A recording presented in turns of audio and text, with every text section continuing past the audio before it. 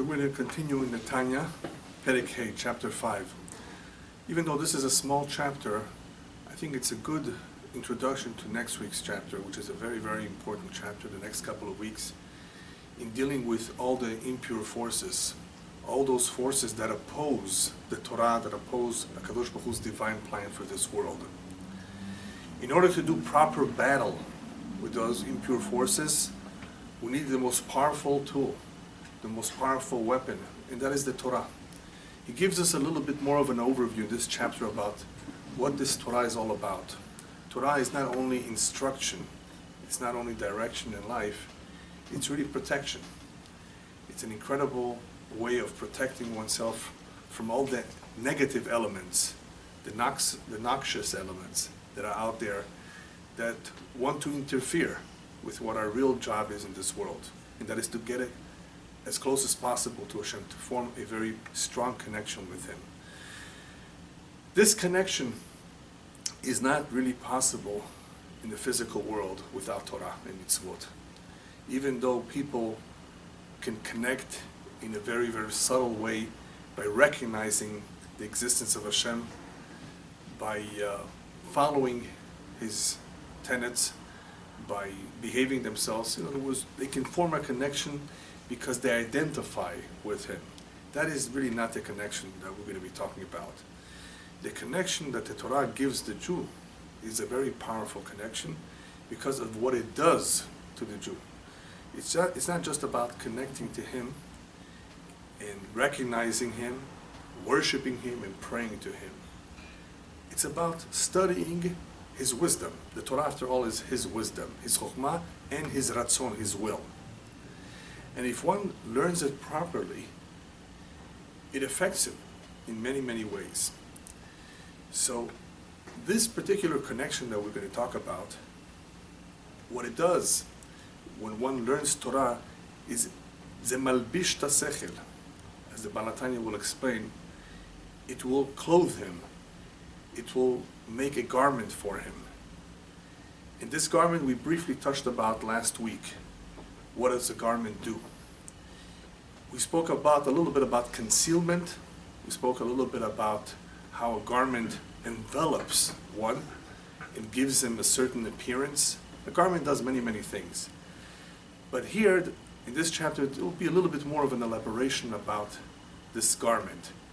Because this particular garment that comes about not through just any mitzvah, but through Torah, it does not just envelop him, it becomes a part of him, which is why it's so important. But before we get to the Baal Tanya, I usually like to elaborate a little bit more and give you an introduction about certain concepts. Limud Torah, the study of the Torah, is not just reading words. It's not just about memorizing what the Torah says. Limud Torah is intended to ultimately implement what the Torah says. So the learning of the Torah can be done through machshava, dibur, and maaseh, through the various kelim, the various vessels or faculties of the mind, through thought, speech, and deed. It could really become an integral part of us. And when it does become an integral part of us, it influences all facets of our life. In order to understand how this influences all facets of our life, think about the famous saying, "You are what you eat." You heard about that? Why? Why are you what you eat? Because apparently the food that you ingest into your system does something to you. It has a certain level of influence over the physical body. And we're not just talking about the health of the body, we're talking about the human being and how he develops.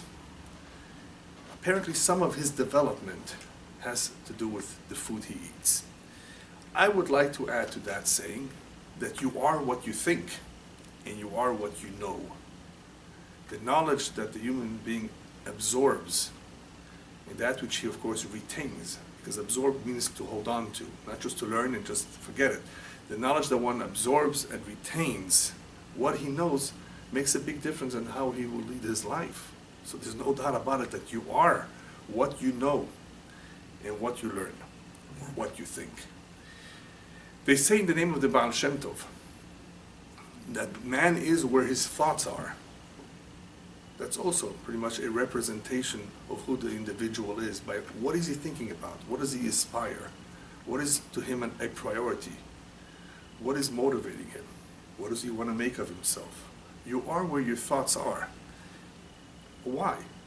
Is a thought that powerful? Yes. As we will see, a thought is something very, very close to us. It is very connected to us. When you shake somebody's hand, or even if you embrace him, it's just something physical that you can easily let go. It's not a real connection. A thought is there. It could be there all the time. It's inside of us. It's who we really are, what we think about, what we care the most about. So therefore, because our thoughts and what we learn are so valuable and important, it is important that this sechel, this powerful kli, this powerful vessel called the mind, should be clean. Should be clean to be able to absorb as much as possible the wisdom of Hashem. Because if it does, if this individual succeeds in absorbing some of the wisdom of Hashem, obviously it's not possible to absorb everything, then he will be able to have an idea, just an idea, of the greatness of Hashem. The reason I say this now is because he begins chapter 5 with what was said last week, that let machshava tfisa be. No human being can possibly know, understand, comprehend Hashem. Not in this world, not in the afterlife. We just don't understand him. We can get a little bit of an understanding. We can infer a little bit of what he is, what he does, what he wants from us, not only from the creation, but from the Torah, because the Torah is his chokhmah and his ratzon, as we said. That is really his wisdom and his will.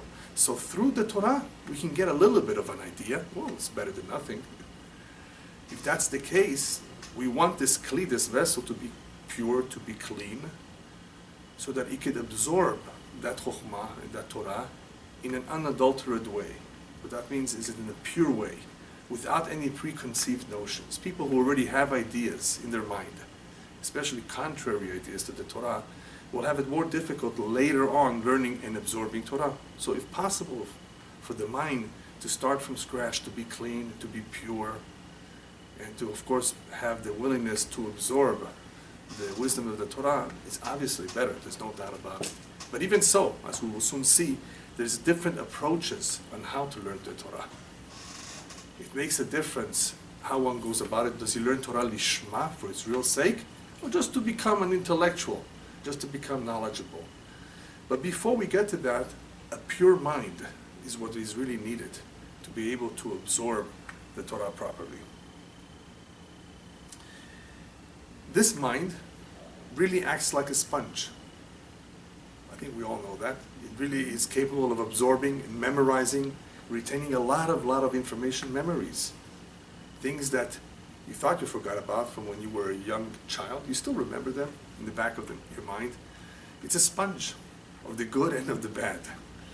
Well, hopefully we shouldn't have too many bad or negative experiences, but the mind is able to retain everything. So this mind, we want to use for the right things. It's a sponge. You want to be able to absorb good things with it.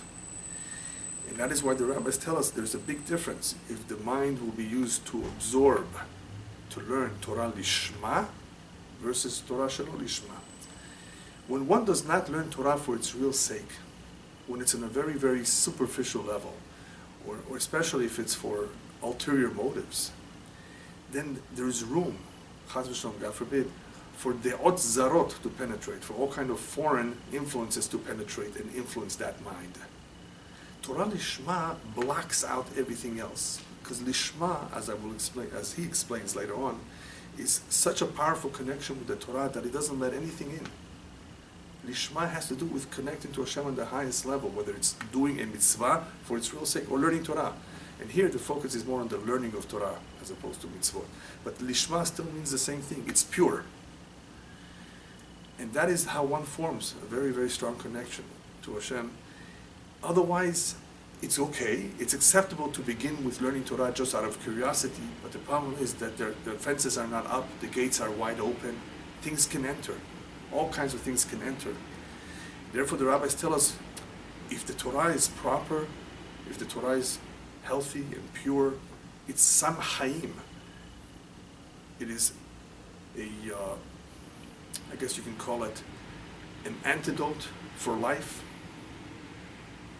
It can preserve one's life. It could lead him in the right direction. Otherwise, it could be Sam HaMavet, like poison, the opposite of an antidote. It could lead him astray. You've had a lot of knowledgeable people who studied Torah.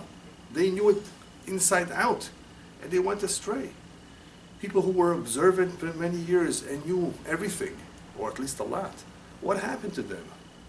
If you look into their life, you will find something impure, something not right in their approach, in their attitude. It could not be that Torah Lishma would ever bring this about, would have a negative influence. On the contrary, it has a positive influence of elevating man to the greatest heights. The Zochelet Barim Arbeh, the rabbis tell us, he can be very, very meritorious and acquire much in life. What I'm talking about is spiritual qualities.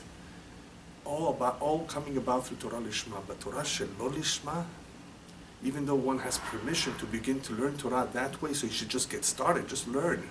Pick up a book, pick up some sefer, start learning. It's okay to start, but that should not be the goal.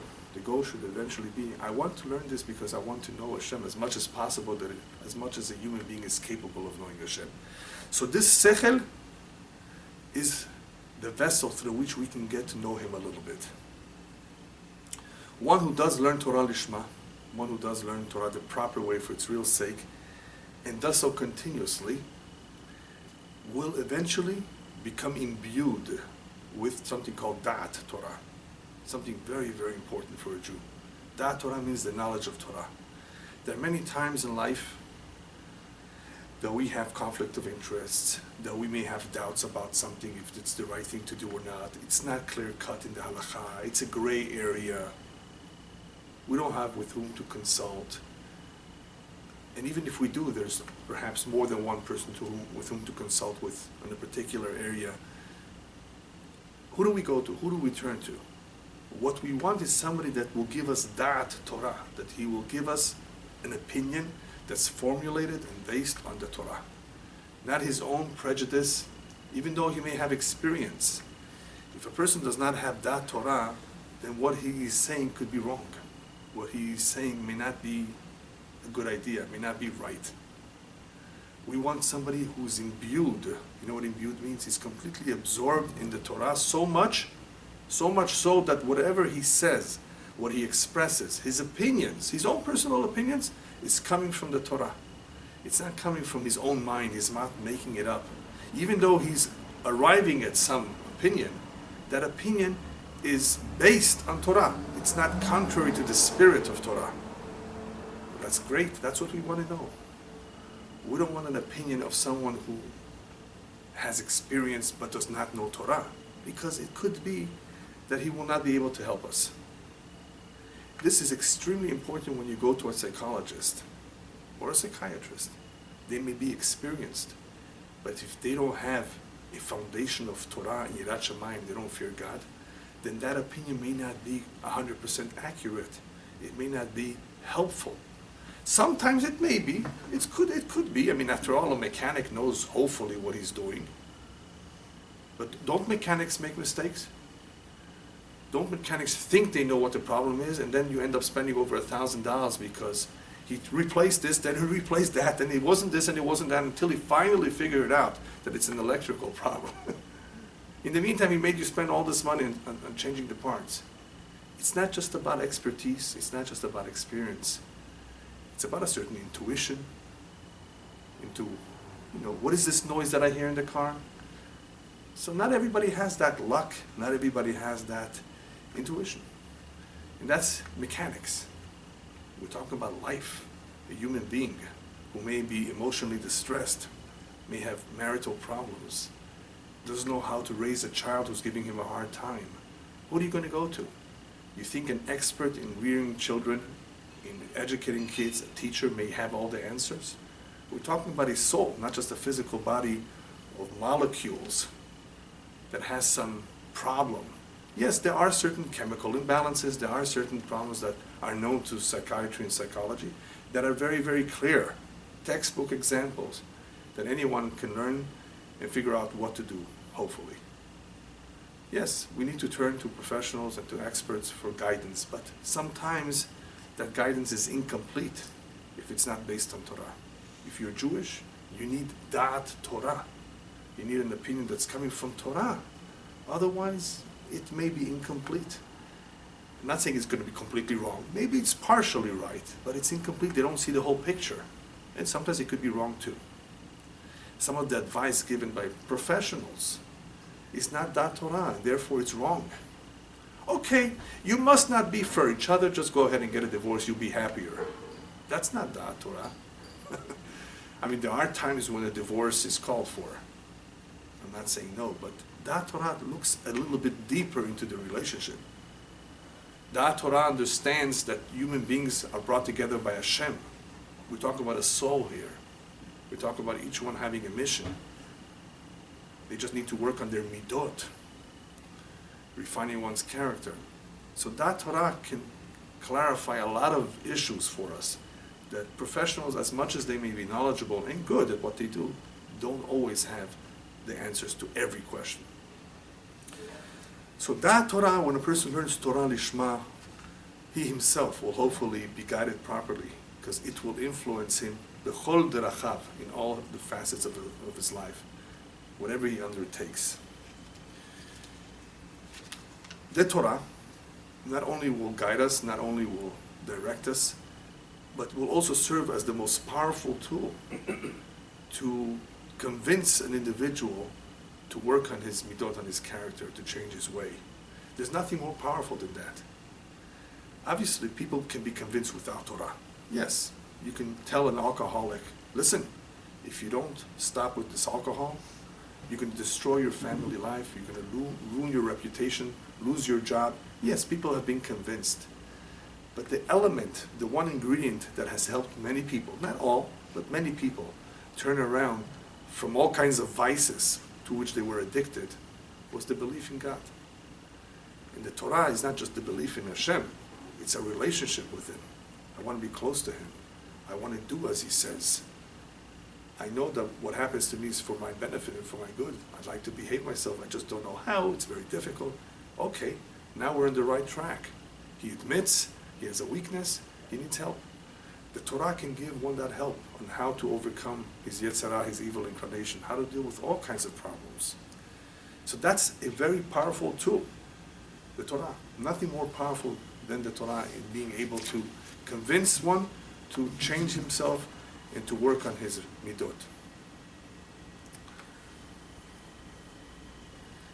Now we can appreciate, we can understand the Yetzirah, the evil inclination. I don't envy his job, obviously. I'm not talking about appreciating what good he does, but we can understand a little bit where he's coming from. His job is to oppose us. His job is to make it difficult for us. That's his job. And you know where he puts up the biggest fight? If a Jew wants to go learn Torah, he wants to go to a shiur. That is where the Yetzirah will bring his entire army to try to discourage a Jew from learning Torah. Even if all it is 15 minutes a day, it's powerful. It does something. It's light that shines in darkness. It helps us see. Without that little bit of light for 15 minutes a day, imagine there's a blackout and you have batteries just for 15 minutes. Think about it. It would be very helpful. You can do something in those 15 minutes where you see, where you have light. So learning Torah a few minutes a day is very, very special. But the Yetzirah says, no. I'm going to get you to do something else. I'm going to get you to spend your time on the internet, looking at all kinds of ridiculous things that don't really help you in life. Or get you to do something else, just to draw your attention, to discourage you. He will find some excuse why you can't go to the Shiur Torah. Why? The Torah is the most powerful tool, we said. Against who? Against him. Because it's going to give us a direction, it's going to give us strength. And therefore, the Yetzirah will try his best to dissuade us from it. How does the Torah help us? in reality, it directly influences the nefesh. It directly influences the nefesh in the same way food affects the physical body. The physical body is sustained through food, nourishment. You need food and drink, otherwise you can't live, you can't survive. So the same way the Torah sustains the nefesh, the spirit.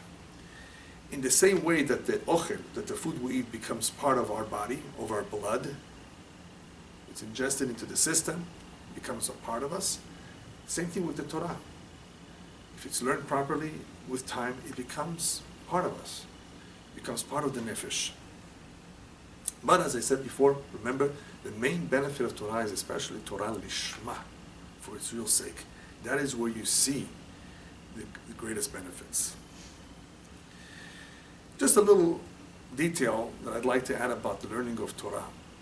Torah is very broad.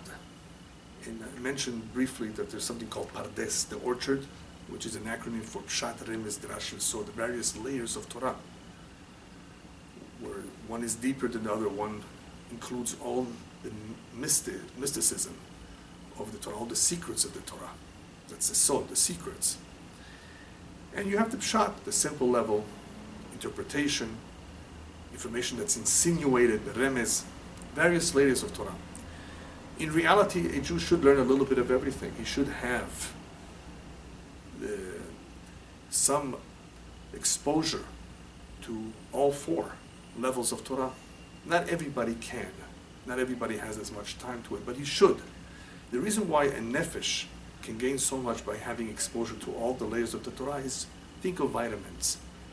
I'm sure you've gone to your doctor not too long ago and he may have told you, you're fine, but you're missing vitamin D. That's one of those vitamins that a lot of people don't have enough of. And he might give you artificial stuff. You can get some vitamin D from being more in the sun, fish oil. There's all kinds of natural things that you could eat to be able to get more vitamin D. Yes, vitamin D is important. We are missing some vitamins if we don't have a balanced diet. So we supplement them with vitamins. Okay. As long as the vitamins are okay, and they really do as they say they do, fine. Just a little bit more out of your pocket. But this, in the same way that the physical body needs vitamins, so does the nefesh. The nefesh needs all kinds of vitamins. It's not just about food. Torah, to sustain itself, all aspects of the Torah, it does incredible things to the nefesh. So, according to the Kabbalah, one should become exposed a little bit over time, depending on his age, to all the levels of the Torah.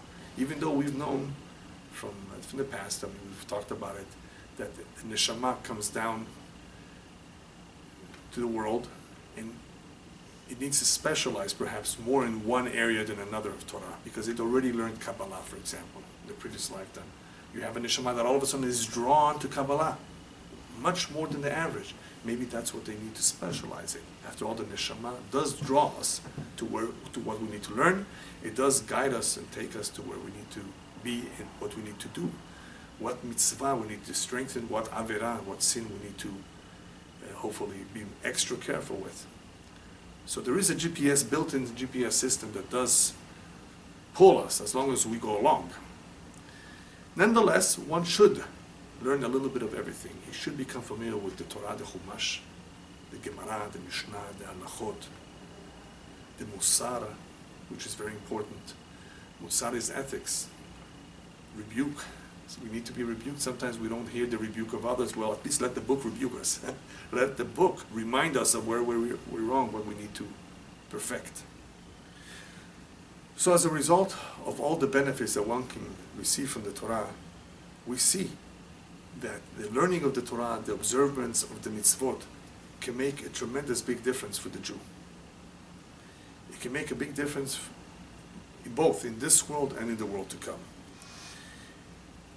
Tanya begins with chapter 5 as follows. So what we covered last time about the difficulty in grasping a Kadosh Baruch Hu, that which we said before that it's pretty much impossible for us to do. One way, there is one way, that the mind can get some sort of idea of what Hashem wants from us, and that is by the learning of the Torah. That is by learning the halachot, for example, performance of the mitzvot as well, but here the emphasis is more on the learning. The performance of the mitzvot is very important, and we said before, because we want to connect to Hashem, and it helps us connect to Him, which is obviously an important idea in itself.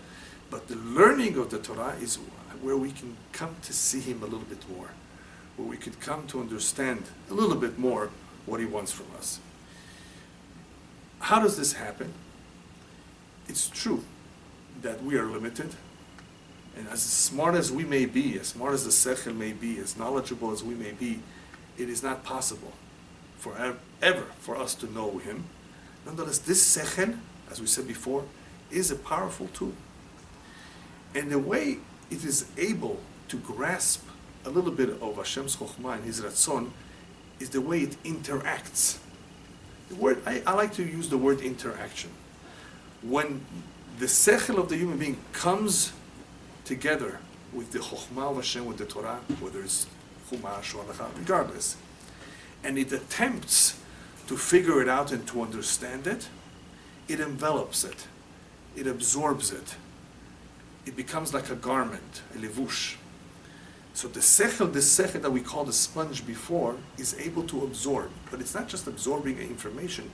It acts as a way of a suit. It's a levush. It envelops this information, and the information envelops it too. It happens from two directions. The mind envelops the Torah, the chokhmah, the idea that it's trying to figure out, and this chokhmah in turn envelops it. So you have a very powerful connection here being formed in the mind. It's something that we can't really understand properly because we can't see what's going on in the mind. When we shake hands, that we could see. We see physical connections. This is a very powerful spiritual connection that happens through the mind. Now we can understand how the mind functions with regular ideas. With a regular idea, once we've figured it out, we have clarity about it. It has become part of us. We now understand. When we understand something after working hard on figuring it out, it has been absorbed. It's become part of the sechel. So long as we don't have clarity about a subject, it's floating there. It's not grasped. In order to grasp something, you have to hold on hard to it, right? The way the sechel grasps Hashem, to the extent that it can, is by learning the Torah. The reason why that grasping is nonetheless strong, even though it's not as knowledgeable, as knowing as as one can be.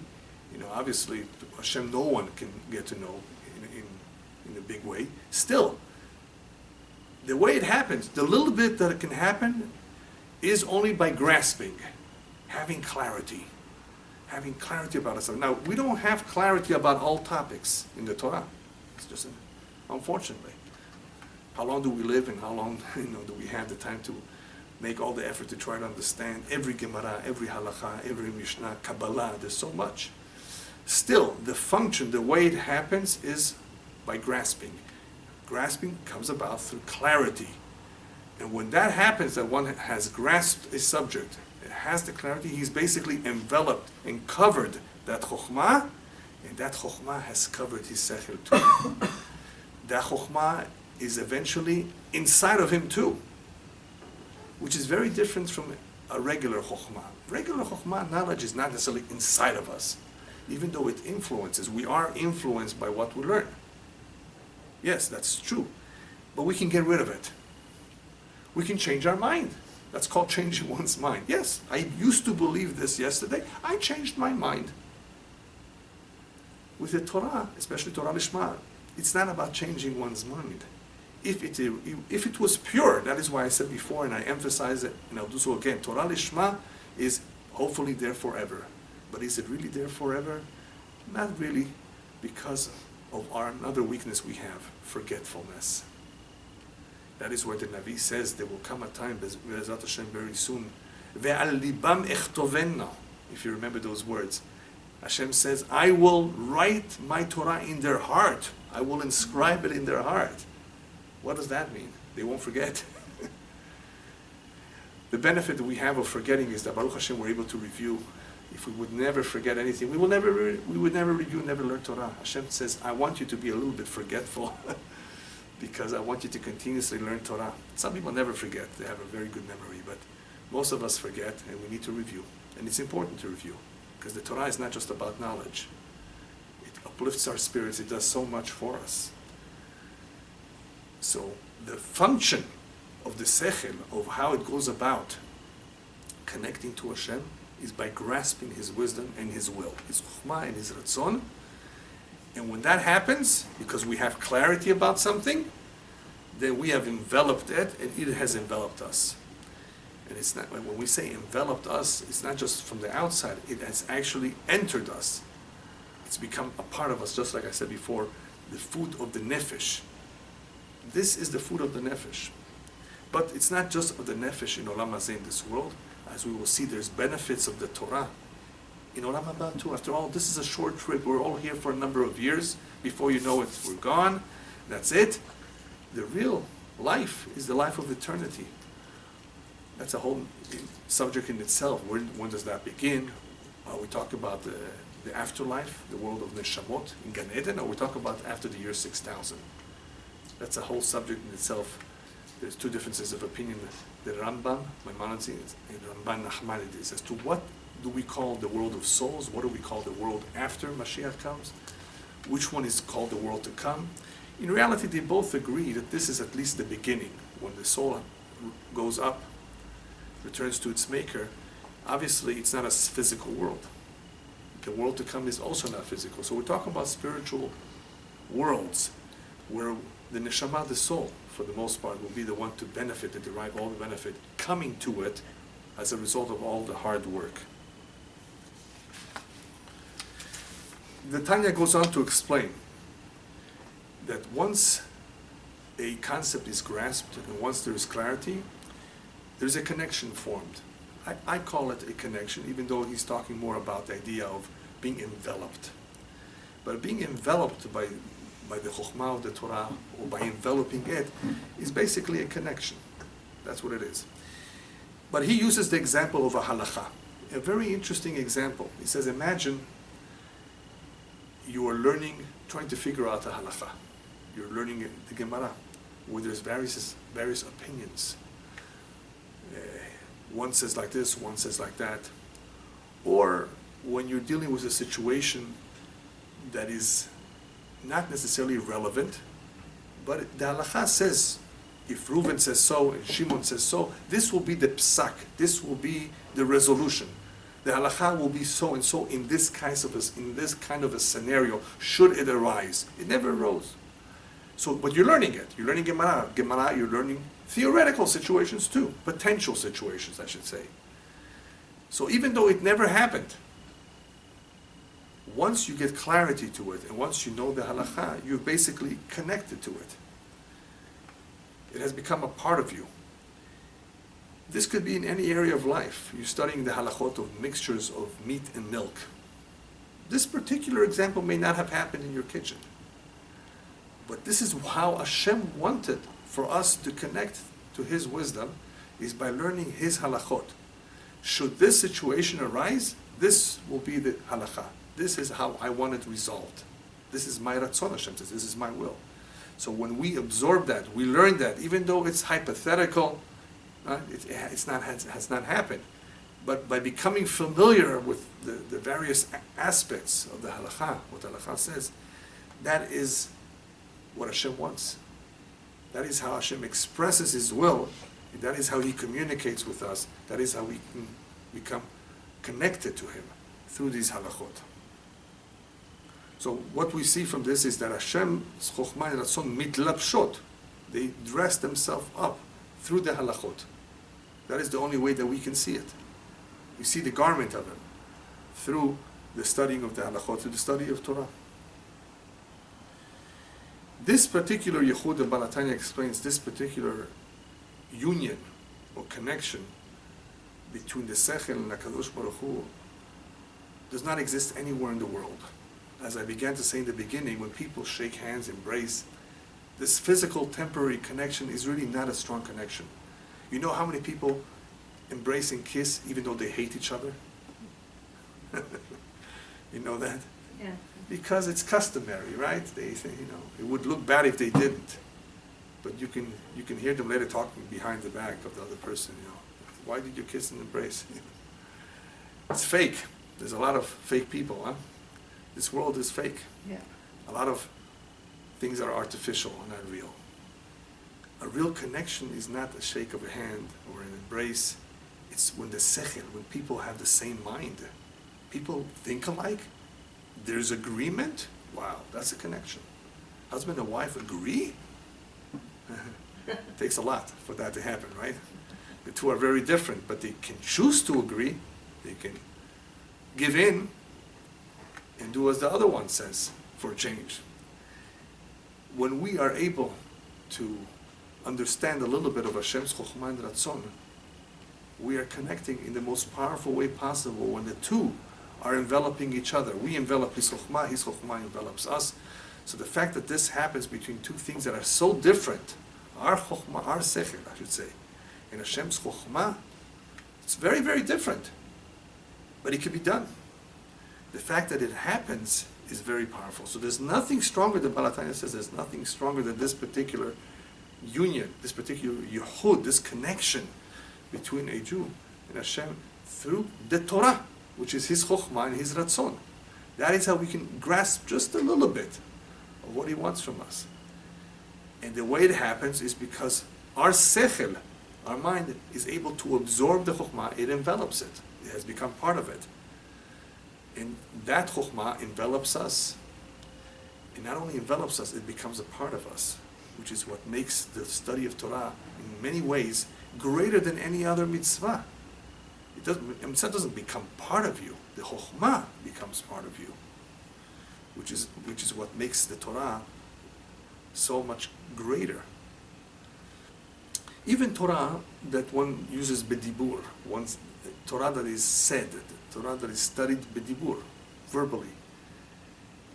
Even though it's important, it's not as important as one who learns it and understands it. A lot of people are told, just read the Zohar, even if you don't understand the Aramaic, even though you don't fully understand the depth of what he's trying to say. That's okay, there's some truth to that. We pray sometimes we don't understand what we're saying, especially if it's in Lashon HaKodesh in Hebrew. It's okay, it's powerful. The words are powerful. You say Tehillim, Psalms, even though you don't understand all the words, it's powerful. It definitely does count. It's meaningful. But there's no doubt that there's no comparison between just saying the words, the dibur, and learning it, studying and gaining clarity to what Hashem has said. It makes a world of a difference. Baal Tanya continues on to say, what is the difference between mitzvot in b'maaseh, in dibur, by speaking about it and by performing it, as opposed to learning it, as opposed to knowing it? It says, when one performs a mitzvah, when one does a good deed, or says something good, Hashem surrounds him, envelops him with the eternal light, an aura. I call it eternal light because it's the aura in Sof, but it's really described as the aura mekif. With respect to the individual, this aura, this light is mekif. It surrounds him. It's a divine light. It's a light that has a tremendous positive influence over him. Not only the world to come, we're talking about in this world, as I'll explain soon, how the Torah can affect us even in this world. So this Or Mekif, the Baal Tanya says, is from the head till the toes, till the feet.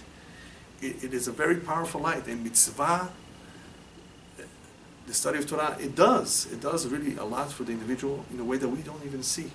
He describes it, and that's how it's described in the Kabbalah, as an Or Mekif, a light that surrounds us, a shield. Think of it as a shield. But it's not just a shield of protection. It really does something to the nefesh, something positive to the soul.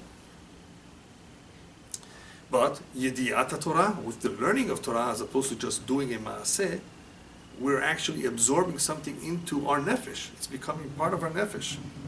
Chokhmat Hashem is bekirbo, is inside of him.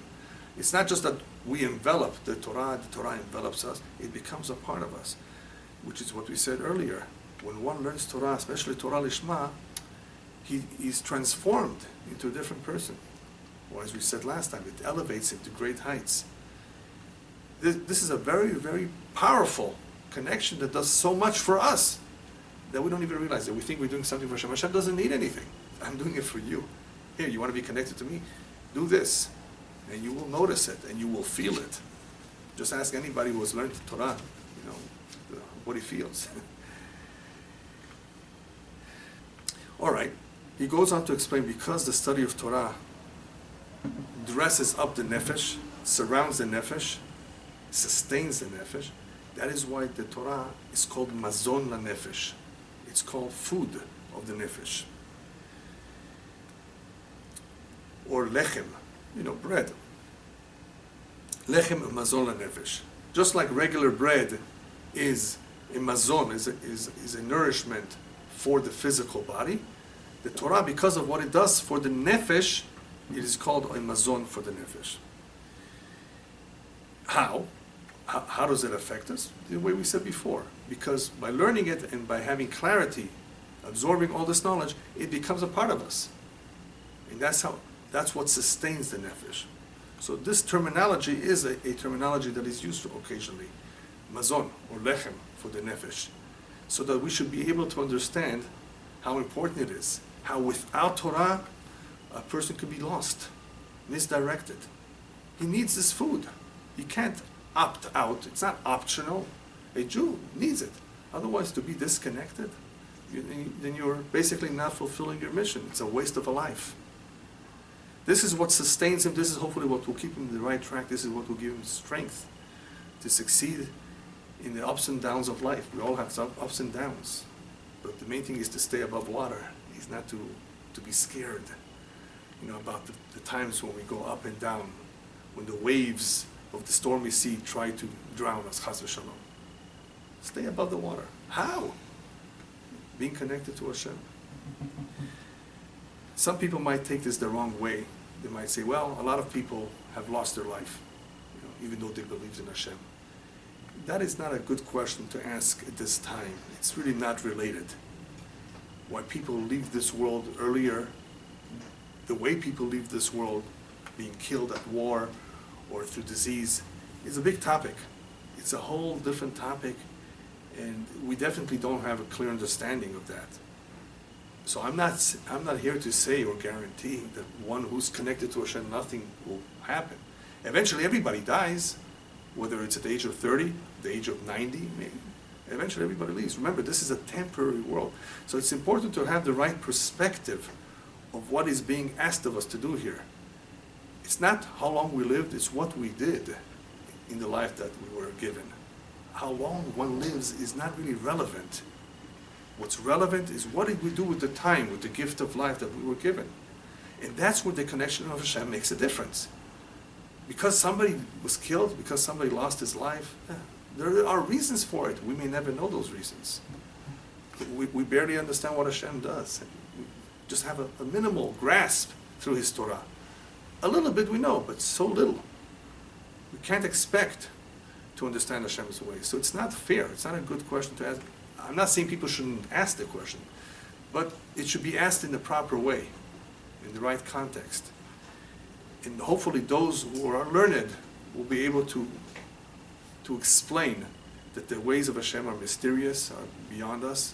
Nonetheless, they're all for the good, they all happen for a reason. And the main thing is not to be discouraged, not to lose our cool, and to realize that during the little bit of time that we do have here, it's important that we accomplish what we were set out to accomplish. That's the focus. Hopefully Hashem will grant us life, health, a family, kids, everything that everybody wants. But even if He does not, that doesn't take away from what He expects of us. And what our main purpose in life is to form a connection to Hashem, and that happens for a Jew through the observance of mitzvot and through the study of the Torah. Towards the end of chapter 5, towards the end of the chapter, the Tanya mentions what I said last week. Actually, I wasn't sure that he mentions it in the next chapter, but it's okay. It is mentioned from time to time in the various books on Kabbalah and Chassidut. It brought down the name of the Etz Chaim, that the mitzvot that one performs in this world become his garments in the world to come. Remember that? The mitzvot are not just being obedient to Hashem, following His instructions. We're actually rewarded for doing His will. Plus, you may say that there are additional fringe benefits.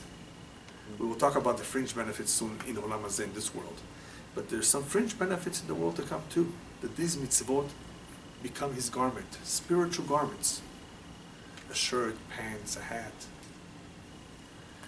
Why do we need spiritual garments? Well, it is very difficult for the neshama to be able to derive all the benefit and enjoyment from the Shekhinah in its nakedness, in its plain form. It needs some sort of spiritual shield or garment.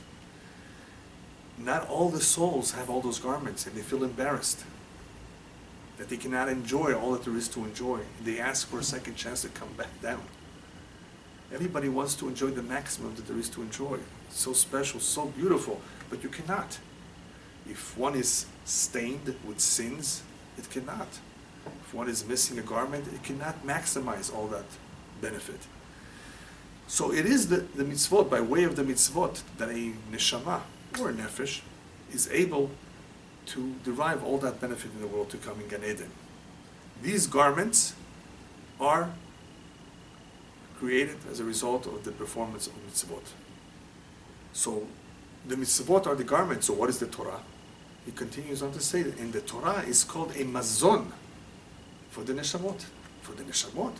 We just said it's a mazon, it's a nourishment for the nefesh down here in this world. Yes, but also for the neshamot. That same Torah that we learned here will be for us up there as a nourishment for the neshamot. He says for those neshamot that learn Torah lishma, in other words, obviously depending on the level of one's study of Torah, it makes a difference. Either way, the Torah has a certain aspect of nourishment for the neshamot as well, upstairs, not just down here. Here it sustains our nefesh, upstairs it sustains us in a different way. It's something that we don't fully understand unless you were there. What the Torah does for us there, the Torah that we learn down here. The Tanya goes on to say, very briefly, just in case we didn't understand what the word lishma means, lishma for His sake. What did we mean when we said Torah lishma? We meant to connect to Hashem. That's the simple understanding of it, for its sake, for its real purpose. I'm learning Torah not just to become knowledgeable, not because I want to know it, not even just so I know what to do. That's fine, but the real lishma is so I can connect to Him.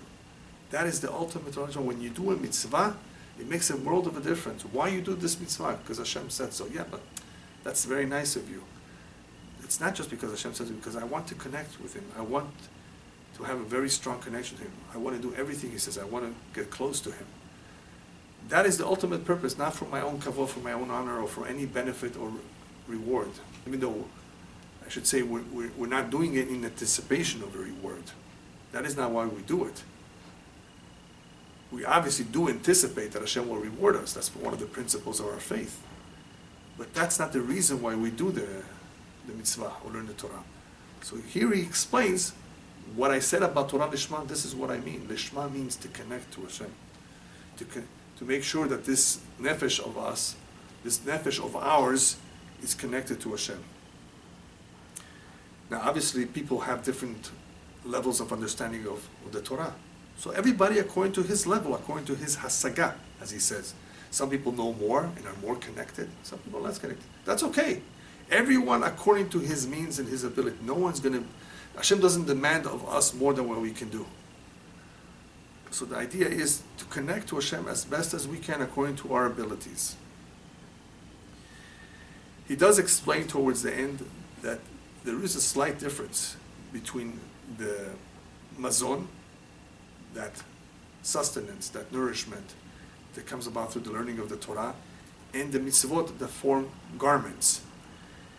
One difference is that the mazon is an or pnimi, is an internal light, versus the or chitzoni, or I should say versus the or mekif, the outer light that surrounds us. So the garments is an outer light, and that's very important because I'm going to share with you a story soon. You will understand what does it mean, an outer garment of light. But this is one difference between the two that appears as an or pnimi when it's the Torah, as an internal light because of how it directs us, because of what it does for us internally, versus the mitzvot that act as an or mekif, as an outside light, which not only help us in this world, but also in the world to come in the form of a garment. That's why he calls them levush. So the Torah is called food, the sustenance. And when you talk about sustenance or a suit, what is more important if you had a choice? Obviously the sustenance, you can't live without it. So it's an important distinction. Torah is a mazon, it's an or pnimi, it's an internal light that very much is important to us, in guiding us. The mitzvot also, we need the garments. And it's an or mekif, it's an outside light. So, but because there's such a great difference between the two, the rabbis did emphasize, Talmud Torah keneged kulam, don't forget that even though we have the obligation to fulfill the mitzvot of Hashem, sometimes you have a dilemma. Should I go visit the sick? Should I go comfort the mourner? Which one should I only have time to do one. Or should I go learn Torah? You see? What do you do? I like the example I gave you many times of a person who has a shiur Torah at 8:30 on a certain day of the week, but that's the night that his mother-in-law is coming to town, and his wife says, you better go pick up mom. You have to have a good relationship with your wife too. You have to honor your mother-in-law too. It's a mitzvah too. What do? Talmud Torah keneged kulam. However, the rabbis emphasize, wait a minute, Torah comes first. Then how do I satisfy the other mitzvah? You send a limousine with flowers. Mom, welcome, and you can stay as long as you want. I don't know about the second part, but anyway. You try your best, but don't forget. Remember what we said before about the Yetzer Hara. The Yetzer Hara will come up with all kinds of excuses. Don't go learn Torah. Talmud Torah keneged kulam, keneged kol mitzvot, because of what it does for us. The light that is within us is much more powerful in some ways than the order that's just on the outside, that's mekif, that surrounds us. The mitzvot are just garments. The Torah is both. He says it's both. It's really a mazon and a levush, because we said before, it envelops us. We envelop it. It does act like a garment too. And it's a mazon. It sustains us. We need it. The more so if we learn the Torah and we verbalize what we learn. There's many benefits to verbalizing. We remember better, we retain it better, we stay awake. But the benefit that he talks about is the hivil, the special vapor, I guess you can call it, that comes out. It's a holy vapor that comes out of the peh, through the bur, through speech. This vapor, this hivil that comes out, is also an or mekif. It has the attributes of the light that surrounds us in the same way like a mitzvah that has been performed. The words being said, words of Torah being said are very, very powerful, very special too. So here we have somebody learning, absorbing it, it's becoming part of him, and he's verbalizing it. It's very, very special. In other words, it's an extra level. It's an extra light perhaps, or it's a stronger and more intense light. The fact that he verbalizes the words. I think there may even be a higher level called verbalizing it b'simcha, with joy. Maybe, I'm not sure. We don't know the various levels. There's no doubt about it, that depending on how a person prepares himself, depending if he's pure, if his thoughts are clean, if he's learning together with others, if he's teaching it to others, if it's hard for him because he hasn't eaten breakfast and he still learns Torah. There are various levels of how one can learn Torah. But the dibur is definitely, we have that faculty, we have that ability, the ability of speech for some reason. And so if it's used properly to pray out loud, those portions that we can't pray, to study out loud, it does give out a certain light, which is on the outside, that or mekif. Just to end, I'd like to add, the rabbis tell us something very important. When we head upstairs, they will welcome us, hopefully. They will be happy for us if we did the right thing. But it's not just about doing the right thing. It says, Ashrei mi sheba lepo v'talmudo biyado. Fortunate is the one that arrived here together with his Talmud, with his learning. So the commentaries say, Talmudo daika. There's an emphasis on Talmudo, his own learning. What's his own learning? That which he came up on his own. We could learn the Torah as it is written, and we can also come up with ideas of our own in interpreting the vast Torah. It's not that it's open for interpretation that's contrary to what is already written. No, never. But it's definitely open to additional interpretations as long as those interpretations are compatible with what is written. So you can come up with a new idea about what the Torah says on the parasha, halachot, and all kinds of ideas. If he has his own Talmud that he was able to develop on his own using the mind that Hashem gave him, he's a fortunate person. That Torah will speak up for him in the afterlife. That will be his mazon in the afterlife. That will elevate him to tremendous heights in the afterlife, not just in this world. So Talmudo, if a person comes upstairs and he doesn't have any Torah, where's your Torah? We gave you a neshama, we gave you 70, 80 years. What did you do? Did you do any mitzvot? You know, with a Levi, we hope that we head upstairs and we have with us in our bags something to show. Hopefully a lot to show. So that is why there is an emphasis here on Talmudo, not just the mitzvot, but especially the Torah, because of what it will do for him in the afterlife. There was an individual, a big rabbi, a saintly man, who after his death appeared in a dream to one of his students. And the student sees him in a dream, his rabbi is shining, full of that light that we were talking about, from the head till the bottom. Bright light. But he sees that the rabbi is sad. He says, what happened? Why are you so sad? I see such a bright light. You must be on a very high level. He says, you're right. I did perform a lot of mitzvot. I studied a lot of Torah, as you can see. But look at my feet. Can't you see something? He looks at it. Yeah, you're barefoot. Yeah. There's one mitzvah that I never wanted to do. I didn't feel comfortable doing.